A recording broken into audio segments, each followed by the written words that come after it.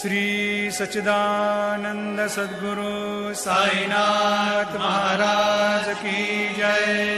सदा निम्बवृक्षस्य मूलाधिवासात् सुधाश्राविणं तीक्तमप्यप्रियन्तं तरुं कल्पवृक्षाधिकं साधयन्तं नमामीश्वरं सद्गुरुं साईनाथं।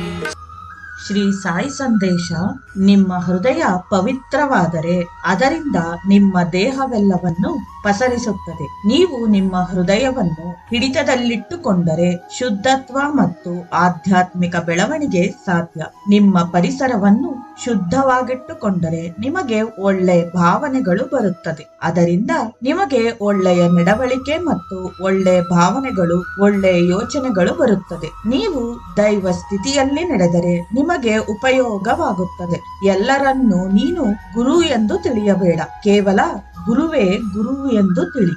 ಜೈ ಸಾಯಿರಾಮ್.